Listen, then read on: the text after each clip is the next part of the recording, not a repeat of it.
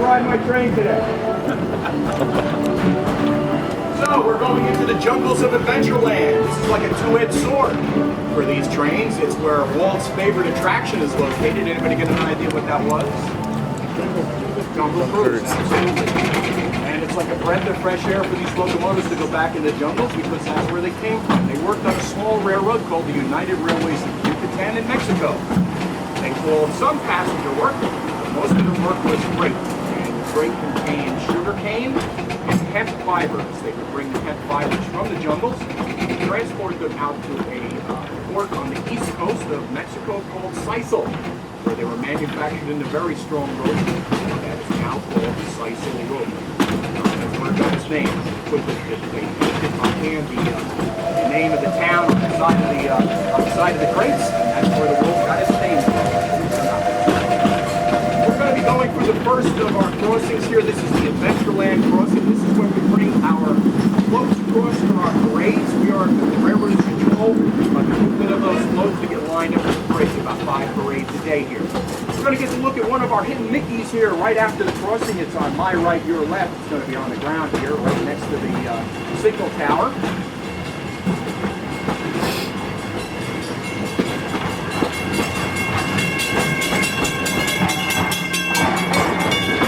Right there. So, how many of you guys have been on the Pirates of the Caribbean? Everybody. How about you, Erwin? You've been on there, right? Oh, yeah, absolutely. You know where the boat makes the dive down into the darkness and splashes into the water? You know why? Because it's going underneath our tracks. 50% of the attraction is right there, the other 50% is over here. They built it after the railroad was built, and they needed to get around this, so they went underneath this. We go underneath this in the middle of this tunnel, so what do we call this tunnel, Erwin? Pirate's Tunnel. There we go. This is the location of our Frontierland station. It was a gingerbread style station. In 1990, when they decided to build Splash, they tore it down, and in 1992 they opened up the Frontierland station on the opposite side of the attraction. On my right, your left, inside this gate right here, that green building down there at the bottom of the hill, that's our parade, the float staging building. That's where all our parade floats are maintained and stored, and there is a lot of them. That building's about the size of 2.5 football fields. We're going through the middle of Splash here. This is under construction right now. There's a refurbishment going on. I'm not exactly sure what the date of reopening is. But we can see our new, if you haven't been here a while, it's Frontierland Station. It has a western theming. It goes a little bit better with the theming of the park area. You're going to get a sneak peek at the roundhouse and swing bridge for Big Thunder Mountain Railroad. The building down there with the spotlight on it. That's their roundhouse. They swing bridge right alongside our tracks. They swing it across our tracks and bring their trains into the attraction across the way in the morning and bring them back in the evening. And of course, their system is interlocked with our signaling system so that we don't ever meet. But into the attraction itself is a mining town called Tumbleweed in Arizona. They had a drought, so they hired Nicholas Isobar, the rainmaker, to fix that drought. He does such a great job, he washes the entire town away. We're going to be going over a piece of railroading history now. This is an actual swing bridge from the Flagler Railroad. The Flagler Railroad went from Central Florida all the way to Key West. This is the bridge that survived the hurricane and wiped out everything in that particular area. This is still an operating swing bridge. We swing the bridge out of the way so that our riverboat can go over to the dry dock area. It takes about 7 hours to open and close that bridge. It takes 3 very large men with a big T-handled key to operate the gearbox that rotates that bridge out of the way. We're entering a 2% downhill grade now. A little bit later on we'll talk about 2%, but most of the people here today I think are all rail fans, so they got an idea what 2% would be. We'll talk about it less. But this area is fondly known by the rail crew as the backstretch. We see a lot of wildlife back here that isn't plastic. We see mama deer and baby deer out here every season. Mama deer teaching the babies how to stay away from the train. We see fox back here. There's some right there. We see otters back here. We see wild turkey. And of course, over on the wetlands over here, we see the reptiles called alligators. Yes, they are native to this area. We have a new one, actually not so new anymore, right? Erwin, he's about 5 feet now up on the bridge there, Fred. So let's talk a little bit about our locomotives, where they came from. In 1966, one of the last things Walt was early 60s, 65. Excuse me. One of the things Walt was involved with was a commission of building this railroad. He wanted existing locomotives purchased for this railroad, unlike Disneyland, where they began to build it from scratch.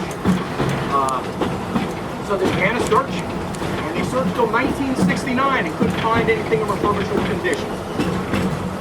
Until the report came in from an avid rail photographer and journalist named Jerry Best. Does that ring a bell to anybody?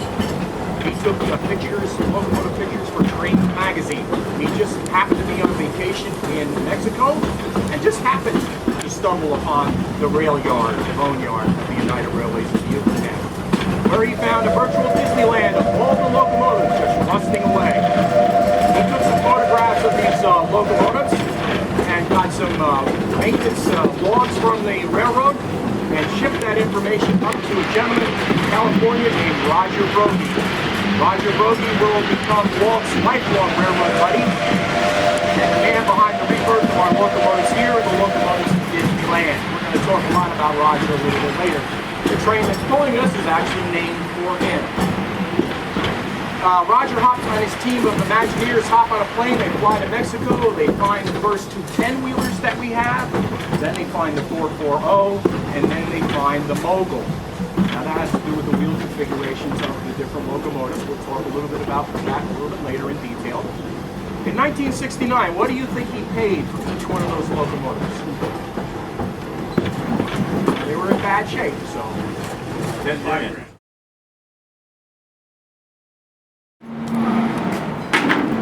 This is our steam generator. We take steam from the boiler, pump it back here. It spins the turbine on the other side, which is connected to the shaft, and rotates that generator inside. That creates the power we need for our lights, for our safety systems, for the spiels that you listen to from station to station, and a computer that monitors them. Now, we do something very interesting with the exhaust from this particular turbine. We're going to talk about that in a few minutes. I need to take a couple pictures of this, and then I can close it up.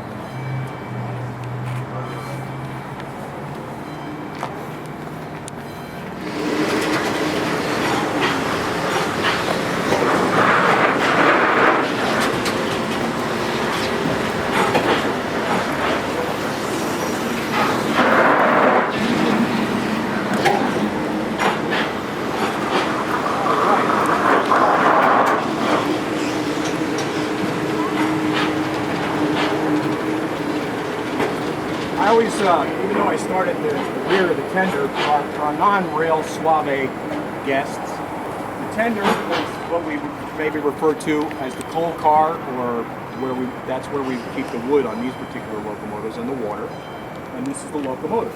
The reason we call that the tender back there is because it tends to the locomotive's needs. So I usually start right here with the locomotive portion. What do we call this? The cow catcher. Everybody knows that, right? But inside these gates, we call it the proper rail term, which is called the pilot. The reason we call it the pilot, the proper rail term, the ideas or images that come around the phrase cow catcher bring on some images that we don't like to think about around here, but there is a reason that it is painted red, and we just end the story there. So, that's attached to this particular deck. We call that the pilot deck, and it covers over these 2 little wheels in the front. So what do you think we call those wheels? Pilot wheels, absolutely. Since you could navigate the radiuses or turns around the park, gives us a nice smooth ride. Well, let's talk a little bit about how the locomotive works. Does anybody have a teapot at home? Sure. Well, this is my teapot. Well, one of my teapots, except that I'm making tractive effort and not hot chocolate or tea. So how does it work? This red area right here is our boiler. Inside that boiler is something called flutes or tubes. Different manufacturers call them different things. They're about 1.5 inches in diameter, and they're about 30, on this one, about 30 feet long. And there's about 174 of them. What that does, it takes the heat and products of combustion from the firebox, which is back here, pulls it forward, and as that heat is pulled through these tubes, there is water in the boiler. Those are all then conducted to the water begins to pick up temperature, it begins to churn, and at 212 degrees it begins to make steam. Well, our steam is a lot warmer than 212 degrees. But once that steam does accumulate, is produced, it accumulates in the larger of the two domes called the steam dome. Now, how does all that heat and products of combustion get drawn forward to this area right here? Well, in this area right here, we have something called a stack blower. It's a ring about this big around, has all holes in the top, and we pump steam to that particular device, and it shoots steam up the stack. As it goes up the stack, it begins to swirl and creates a draft. Now, anybody have a fireplace at home? Okay, when you don't have a good draft with the fireplace, what happens? Smoke's out of the house. It comes into the house, the smoke alarms go off, we have to make dinner for the fire department, it's a mess, right? So that's what assists us with pulling that products of combustion and efficiently changing or pulling that heat into those tubes and conducting to the water, which is going to make our steam. This is our smoke box right here. Our tubes basically terminate right here, and the water terminates right here. Inside here, this is where the products of combustion from the firebox and the exhaust from the steam pistons accumulates and vents up and out the stack. Basically, every appliance that we have on the locomotive, the exhaust steam will eventually end up in the smoke box and exit up and out the stack. So, as that steam is boiled and churned and we create a head pressure up inside the steam dome, you pull back on the throttle. The throttle is basically the gas pedal of the locomotive, and it opens up a valve inside there. The steam then enters something called the dry pipe. The reason we call it the dry pipe is because it's dry steam. Yes, there is a difference between wet steam and dry steam. We get more of I'm not going to go into the deep end of the pool. I said I'd keep this nice and simple. So, that steam, that pipe comes down here, goes all the way through the boiler again, and then comes to here. When it gets here, it lies off like this. One goes down and feeds the piston on the engineer side, the other one comes down and feeds the piston on this side, on the fireman side. Before it goes into that piston, however, it needs to go through this device right here. This is called the steam chest. Inside the steam chest is a valve. Valve called a D valve. The reason they call it a D valve is sort of shaped like the letter D. What it does, it travels horizontally, similar to the piston. This is the cylinder, and inside is the piston. The same type of piston is sort of in your car. So what happens is, this particular valve operates the exact opposite positioning of the main drive piston. And what that allows it to do is that this valve, traveling back and forth here, either opens or closes the ports that allow the steam to enter or vent off and exit from the piston, which it moves it back and forth. So right now, for instance, if we look at the piston ram right here, it's about half of it's probably sticking out here, nice and shiny. So that tells me that my piston is almost about midway on the cylinder. But for our demonstrative purposes, let's say, for instance, that our piston is all the way to the rear. So that would mean that our D valve is all the way to the front. So what it will do is, as the steam comes down, the ports in the front of the cylinder are blocked.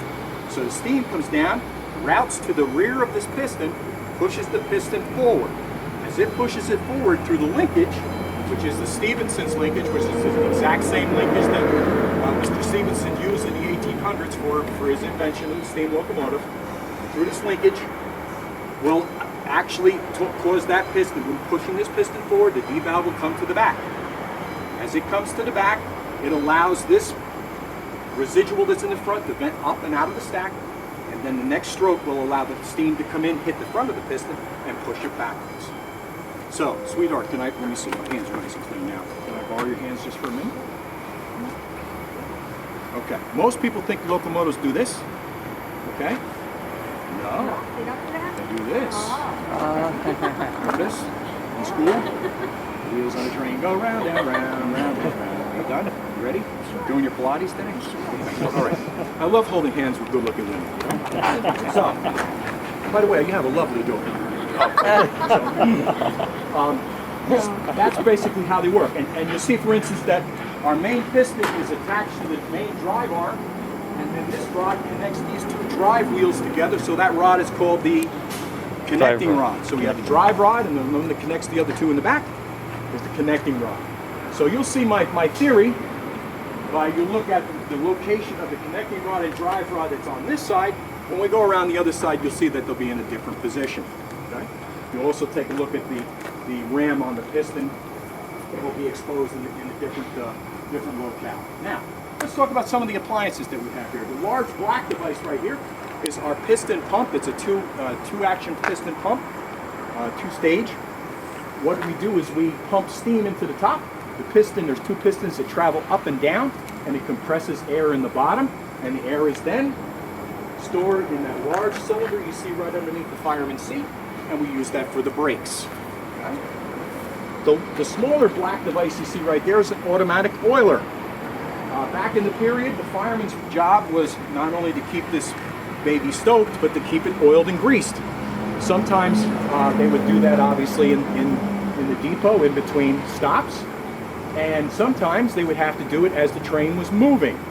Because if the train wasn't moving, what wasn't the railroad doing? Earning money. Making any money. So especially with the freight, they wanted it to continue to move. So the fireman would come out a door on a larger locomotive. You guys may be familiar with them. There would be a door here on the front. He would come out onto this catwalk, hold onto that rail, and use an oil can with a very long spout, lean over the sides and oil those vital parts as the locomotive was traveling at 40 or 50 miles an hour. Well, that led to a lot of lost firemen. And a lot of the lost and a lot of arms. lost oil cans. The difference being is at the next depot, you could replace your fireman because there was always somebody looking for a job. You couldn't replace that oil can.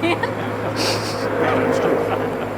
So they decided, you know what? I need to come up with an automatic oiler. So a couple of guys put their nose to the grindstone and came up with some different types of oilers. I think the phrase we use today is knockoffs. But one oiler stood out among all of them as the superior oiler. And that particular oiler was designed and manufactured by a young gentleman named Elijah McCoy. Mr. McCoy, at the end of his career, will have about 90-something patents for automatic oilers in the railroad and maritime industry. His oiler was so superior that, for instance, if you broke down and it was a fireman issue, an oiling issue, in between depots, and you didn't have the right oiler, many times you lost your job as the fireman because they blamed it on you because you didn't maintain it. So the fireman always wanted the superior oiler that was available to him. So say for instance, last night I brought this locomotive in and I said I need my oiler changed. And Nick was the guy working in the roundhouse last night, the mechanic. So I come in out in the morning here, the Hostler's got the engine all ready to go. I say, Nick, did you change my oiler last night? Yeah. All right. Well, one thing I want to check here, Nick. Let me ask you. Is this a real McCoy? You're right, that's a phone. It's not a real McCoy. That's enough. We have a real McCoy in the back there. But that's what they would say. And that phrase, how many times you use that phrase in your life? Is that the real McCoy? But that's where it came from. Because those firemen wanted to make sure that they had the real McCoy oiler. The problem with Mr. McCoy getting his product out into the railroad industry, he was African American. So they weren't accepting contributions from the African American community back then. But he got the Missouri Pacific Railroad to take on his oiler. And from there, it just grew as the superior oiler. And that's why all those firemen would come in and ask their maintenance guys, is that the real McCoy? So that's the story behind that. At least I'm sticking to it. Okay. A little bit later today, we're going to talk about these numbers. These are the production plates from the Baldwin Locomotive Works. These are not the originals. These are replicas. The originals are locked up in the Disney Family Foundation. But if you look up the archives and you look up these numbers, it tells all about our locomotives. If later today you get a chance to look at the Roger and the Walt, remember I told you they're sister locomotives? The number's off by 1 digit. So a little bit later this morning, I'm going to tell you what the significance behind those digits are. All right. Come on around the other side.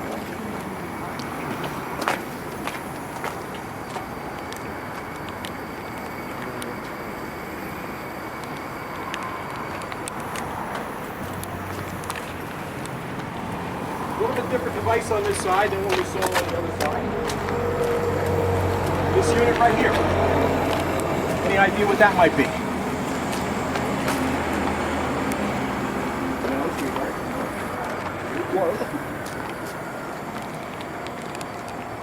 Anybody? Bueller? Bueller? It's a pump. What it does, it pumps the water from the tender, pressurizes it, and puts it into the boiler first so we can make the steam. Now, the thing with a steam locomotive compared to that other dirty word diesel, right? Diesel locomotives. When you get into a diesel locomotive, you release the brake. I mean, there's a lot more to it. When you release the brake, you put the joystick forward, you go. Put the joystick back, put the brake on, you stop. This is a living, breathing thing. It is devouring itself as it's operating because it's expansion, contraction, heat, smoke, dirt, soot. But no movement, no energy on a steam locomotive is ever wasted. It's always used for something else. So remember we talked about the Stephenson's linkage, how it operates the D valves? Well, it also operates the arm that cranks the pump for the automatic boiler. And it also cranks the piston that runs this pump that pulls the water from the tender into the boiler for us. Now, the only time we can put water into the boiler with this pump is when? They're moving. When we're moving, right. And we're rolling down the tracks, right. Now, if we needed water now, to put water in the boiler, we would have to use something called steam injection. The line you see coming down here horizontally from the cab, bends down here, is the steam injector that's on the engineer side. There's a steam injector on the fireman side also. We're going to show you those when we get up in the cab. Basically, the operation is a Venturi method, where we have steam traveling over at high velocity over another supply of water. It creates a vacuum, lifts the water, pressurizes it, and injects it into the boiler for us while we're sitting still. We can do it, like for instance, I'll be bringing this locomotive out later. When we come back tonight, as we're bringing it back here to the roundhouse, if I think there's not enough water in the boiler, I will inject as we're backing up. So we can inject where we're sitting here, going forward, backing up, wherever we need to go. We can even inject inside the roundhouse. Do the injectors always cooperate? No. They always, many times, will need some coaxing. Right? We talked about that first date, right? Treat the lady, treat her right, and then she'll take care of you, right? So we have to do the same things with these engines. I will tell you something now, you can ask any engineer here, if you don't talk nice to these locomotives in the morning, they will not work for you. She's crazy. It is the truth. It will not work for you. You need to talk nice to them. So, these are the lines going into the boiler. They're all backed up by check valves, so that any of the volume or pressure that we have inside the boiler is not lost back out. This device right here, this is a heat exchanger. What it does, remember I talked about the exhaust from the turbine generator? We bring it forward, run it through this device, and heat this up. Then we take the water from the pump and run it through here first before it goes into the boiler. So the water is preheated before it goes into the boiler. Remember we used #2 diesel fuel, right? Before we put on these heat exchangers, which this was the brainstorm of George Britton, we were using a little over 30 gallons an hour of fuel. Since we have used this, we now are dropped to 22 gallons an hour. Considerable savings. Considerable savings. Nevertheless, these are some of the valves that we operate. There are 18 different valves on this locomotive that you need to know when to open, when to close, as per what type of evolution you're trying to complete. So, what we'd like to do now is, if I could break you guys up into a couple of groups, bring you up inside the cab. Again, take as many pictures as you like, especially of me.